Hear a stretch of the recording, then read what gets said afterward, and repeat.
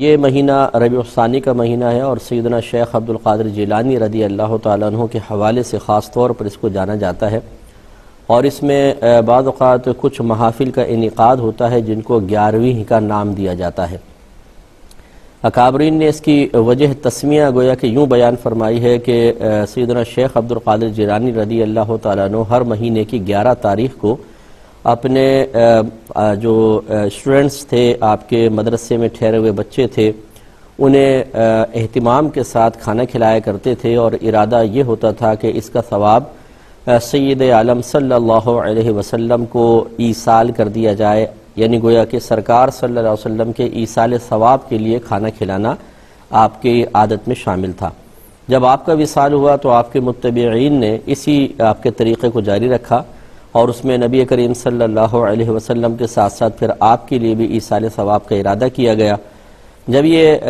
معاملہ بر صغیر پاک و ہند میں آیا تو یہاں کے لوگوں نے اس کا نام 11ویں رکھ دیا، جی 11ویں شریف کی نیاز ہے یا 11ویں شریف کا کھانا ہے، اور اسے باقاعدہ ایک محفل کا پھر روپ دے دیا گیا کہ اس میں سیدنا شیخ عبد القادر جیلانی رضی اللہ تعالی عنہ کی نظم اور نثر میں منقبتیں اور فضائل ذکر کیے جاتے ہیں۔ اس کے بعد کھانا وغیرہ کھلا دیا جاتا ہے اور اس کو کہہ دیتے ہیں یہ 11ویں شریف کی محفل ہے۔ تو گویا کہ 11ویں جو ہے یہ 11ویں شریف کا کھانا جو کھلایا جاتا ہے یہ ایصال ثواب کی ایک صورت ہے، ایصال ثواب کے قصد و ارادے سے اس کا انعقاد کیا جاتا ہے۔ اب سوال یہ پیدا ہوتا ہے کہ اس کو کہتے کیا، اس کی شرعی حیثیت کیا ہے، اور اس کو شرعی اس کا نام کیا رکھا جائے؟ تو اس کو ادباً نظر بھی کہتے ہیں، نیاز بھی کہتے ہیں۔ اس کو یوں سمجھ لیجئے کہ اگر کسی آپ دنیاوی بڑے شخص کی بارگاہ میں کوئی تحفہ پیش کرتے ہیں تو اس کو ادباً کہتے ہیں جی نظر پیش کر دی، نیاز پیش کر دی، چونکہ اس کھانا کھلانے سے مقصود ان بزرگ کو ثواب پہنچانا ہوتا ہے، گویا کہ ثواب ان کی خدمت میں پیش کرنا ہوتا ہے، اس لیے اسے بھی نظر اور نیاز کا نام دے دیا جاتا ہے۔ اس کی شرعی حیثیت اگر اچھی نیت کے ساتھ ہو اور تمام قیودات شرعیہ کا لحاظ رکھا جائے،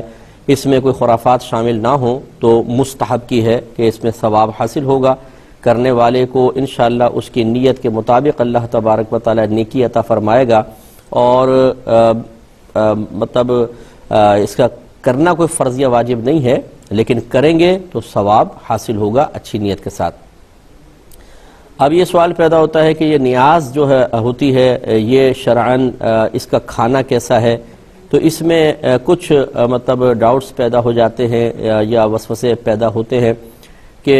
یہ ایک کھانا ہے اور اس کھانے پر غیر اللہ کا نام لے لیا جاتا ہے، جیسے کہا گیا جی غوث پاک کی نیاز،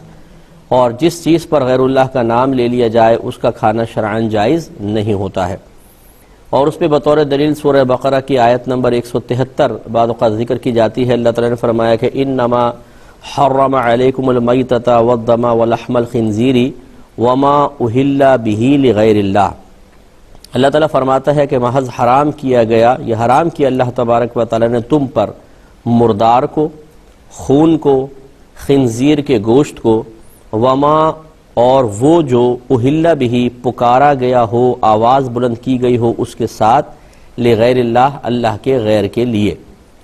تو یہاں ماں سے مراد جو ہے وہ بعض حضرات ہی کہتے ہیں کہ اس سے ہر چیز مراد ہے، چنانچہ اس سے کھانا بھی مراد ہے، ہر وہ کھانا جس پر غیر اللہ کا نام پکار لیا گیا ہو اللہ تعالیٰ نے فرمایا وہ کھانا حرام ہے۔ تو پہلے تو میں آپ کو اس کا صحیح جو مفہوم ہے وہ عرض کر دیتا ہوں کہ یہ آیت اس طرح کھانوں کے لیے استعمال کرنا اور نیاز کے لیے استعمال کر کے اس کو حرام قرار دینے کی کوشش کرنا، یہ ایک بہت بڑی علمی خیانت ہے، ایسا نہیں ہونا چاہیے، اور اگر کوئی اس خیانت سے باز نہ آئے تو وہ خود اعتراض سے بچ نہیں سکتا ہے۔ یہاں جو ہمارے اکابرین ہیں وہ فرماتے ہیں کہ یہاں ماں سے مراد وما اہل بہ لغیر اللہ، اور وہ جو جس پر اللہ کے غیر کو پکارا گیا ہو، اس کے نام کو بلند آواز سے ذکر کیا گیا ہو، یہاں ماں سے مراد عموم نہیں ہے، بلکہ وہ جانور ہے جس پر بوقت ذبح غیر اللہ کا نام لیا گیا ہو۔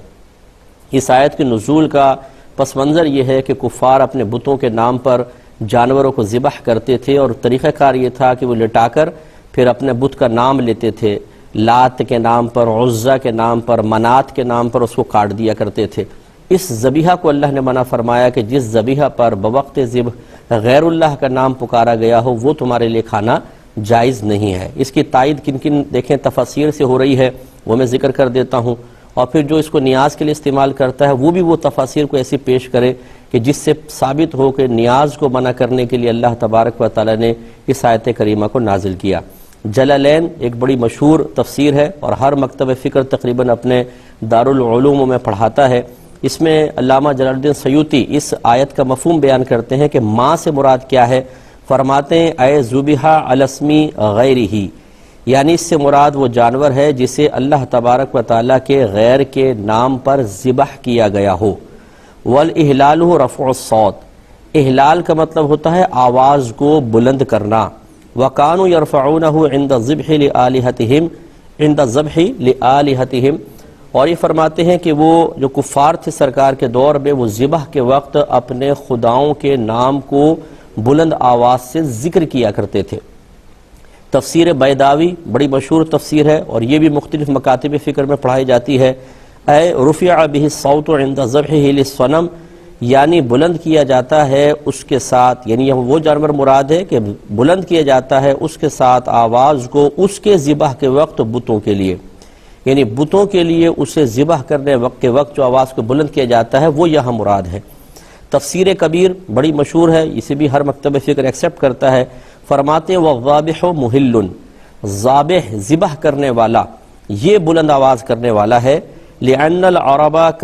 كَانُوا يَسْمَعُونَ الْأَوْثَانَ عِنْدَ الذَّبْحِ، کیونکہ عرب لوگ اپنے بتوں کو ذبح کے وقت اپنی آواز سنایا کرتے تھے۔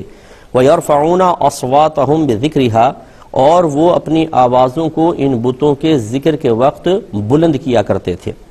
تفسیر ابن کثیر اس کو بھی بہت مشہور تفسیر ہے، یہ فرماتے ہیں وَهُوَ مَا ذُبِحَ عَلَى غَيْرِ اسْمِهِ تَعَالَى مِنَ الْأَنصَابِ وَالْأَنْدَادِ، اور وہ اس سے مراد وہ جانور ہے کہ جسے اللہ تبارک و تعالیٰ کے غیر کے نام پر ذبح کیا گیا ہو، بتوں کے لیے یا شرکاء کے لیے۔ اور تفسیر خازن میں ہے کہ یعنی وَمَا ذُبِحَ لِلْأَصْنَامِ وَالطَّوَاغِيتِ، یعنی اس سے مراد وہ جانور ہے جسے بتوں اور شیاطین کے لیے ذبح کیا گیا ہو۔ تفسیر کشاف علامہ زمخشری کی بڑی مشہور تفسیر ہے، اے رفع به الصوت للصنم، یعنی وہ جانور مراد ہے کہ بت کے لیے جس پر آواز کو بلند کیا گیا ہو۔ وَذَلِكَ قَوْلُ أَهْلِ الْجَاهِلِيَّةِ، اور یہ اہل جاہلیت کا قول ہوتا تھا، بِاسْمِ اللات والعزا، یعنی وہ اس طرح کہتے تھے لات کے نام کے ساتھ، عزا کے نام کے ساتھ۔ تفسیر طبری میں ہے وَمَا ذُبِحَ لِلْآلِهَةِ وَالْأَوْثَانِ، وہ جانور مراد ہے جسے بتوں کے لیے اور اپنے خداؤں کے لیے وہ لوگ ذبح کیا کرتے تھے۔ یہ میں نے آپ کو 8-10 تفاسیر کے حوالے دے دیے کہ یہاں ماں سے مراد یہ نیاز وغیرہ تو ہے ہی نہیں، اب اسے اس طرح کھانے کے لیے استعمال کرنا اس کی شرعی حیثیت کیا ہے، یہ اس سے پوچھا جائے کہ جو غلط طریقے سے ان آیات کو ان کے لیے استعمال کر رہا ہے۔ اگر کوئی کہتا ہے کہ جی یہ تو اصل میں مفسرین نے لکھ دیا نا کہ ماں سے مراد ذبیحہ ہے، مات کا مطلب ہوتا ہے تو جو، اور جو سے مراد پھر ہر شے ہے جس پہ غیر اللہ کا نام لیا جائے وہ حرام ہو جاتی ہے، اس کا جواب میں دیتا ہوں۔ تو اب اگر کوئی کہے کہ جی یہ ہمیں مفسرین کو ہم رد کرتے ہیں، بالکل بڑے بڑے اکابرین جو سن 3 ہجری سن 4 ہجری کے ہیں انہیں سمجھ میں نہیں آئی، یہ 15ویں صدی ہجری کے اندر سمجھ میں آنا شروع ہوا کہ یہاں ماں سے مراد ذبیحہ نہیں ہے بلکہ اور چیزیں ہیں۔ چلے اگر آپ کی یہ بھی آپ کی تعویل قبول کر لی جائے کہ ماں سے مراد ہر وہ شے ہے جس پہ غیر اللہ کا نام پکارا گیا ہو، تو میں آپ سے پوچھتا ہوں اگر آپ قربانی کا جانور لے کر آئیں اور کوئی پوچھے یہ کس کا جانور ہے، اب بتائیں اس پہ اللہ کا نام لیں گے یا غیر اللہ کا؟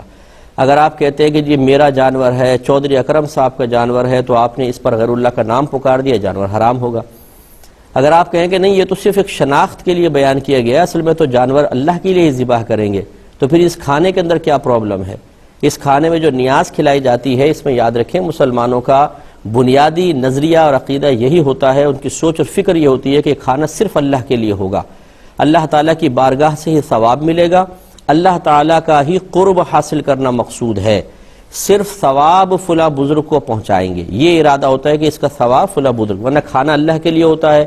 اس پہ ثواب کا ترتب بھی اللہ کی طرف سے ہوگا، اللہ تعالیٰ کا ہی قرب حاصل کرنا مقصود ہو اور پھر اس کا ثواب فقط بزرگان دین کو پہنچا دیا جائے تو اس میں کیا حرج ہے؟ اور شناخت کے لیے بس یہ کہہ دیتے ہیں یہ نیاز کس کی ہے؟ غوث پاک کی نیاز ہے، امام جعفر صادق کی نیاز ہے،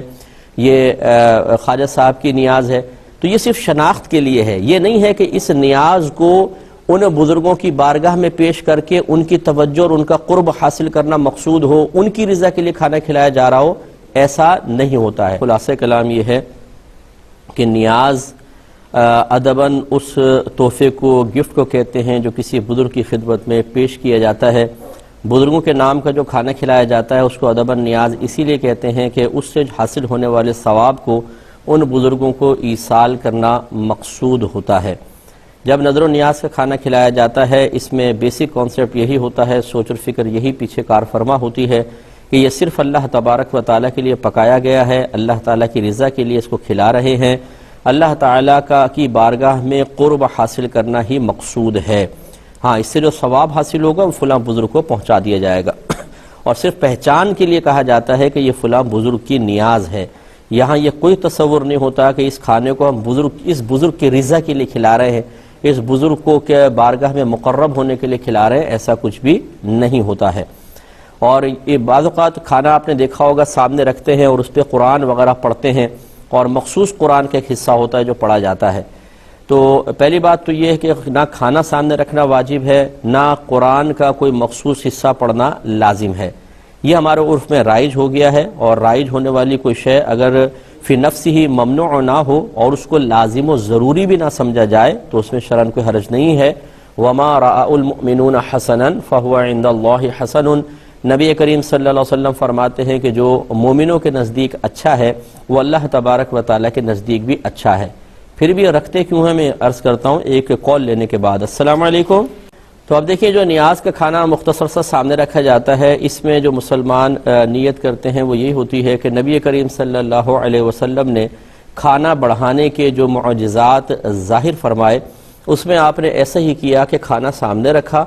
اور جو اللہ نے چاہا آپ نے پڑھا۔ صحابہ یہی کہتے ہیں، اور یقینی سی بات ہے کہ وہ کلام الہی ہوگا، متبرک کلمات ہوں گے۔ اور پھر ایسا بھی دیکھا گیا ہے کہ وہ 4 آدمیوں کا کھانا 1400 صحابہ کو پورا ہو گیا، یعنی بہت سارے، ایک پیالہ دودھ کا 70 کے قریب صحابہ اس کو پیتے ہیں، لیکن ایک قطرہ کم نہیں ہوتا۔ تو معلوم یہ ہوا کہ نبی کریم صلی اللہ علیہ وسلم نے جو معجزات دکھائے، کھانا سامنے رکھا اور اللہ نے اس میں برکت پیدا فرمائی، اسی سے نیک فال لیتے ہوئے، نیک شگون لیتے ہوئے مسلمان ایسا کرتا ہے کہ کھانا سامنے رکھتا ہے، قرآن پاک پڑھتا ہے، اور ارادہ یہ ہوتا ہے کہ اللہ تعالیٰ اس میں بھی برکت پیدا فرمائے گا۔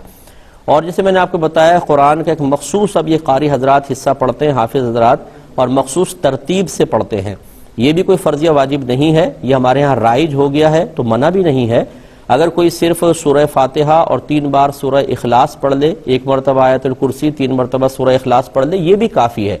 لیکن اگر کوئی مروجہ، یہ جو ختم جس کو ہم کہہ دیتے ہیں یا نیاز کے اوپر پڑھ رہے ہوتے ہیں، اس میں بھی شرعاً کوئی حرج نہیں ہے، اگر اس کو، وہی بات ہے کہ فرض اور واجب نہ سمجھا جائے، اپنے پاس سے اس کو لازم و ضروری نہ ٹھہرا لیا جائے تو پھر کوئی حرج نہیں ہوتا ہے۔ امید ہے کہ نیاز سے متعلق تھوڑی سی باتیں آپ کو سمجھ میں آئی ہوں گی۔